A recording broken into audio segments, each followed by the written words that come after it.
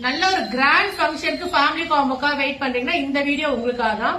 ரொம்ப அழகான ஒரு பீச் வித் ரெட் நம்மளோட ட்ரெண்டிங் சாரிக்கு வந்து லைக் நல்ல ஒரு கிராண்டான ஆரி ஒர்க் பண்ணிருக்கோம் மாமுக்கு.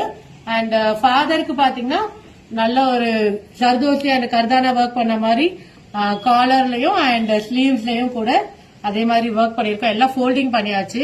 சோ இப்போ ஓபன் பண்ண பிரிஞ்சிடும். சோ அதுக்கு வந்து தோத்தி அண்ட் அங்கவஸ்திரமும் வந்து நம்ம ரெடி பண்ணிருக்கோம்.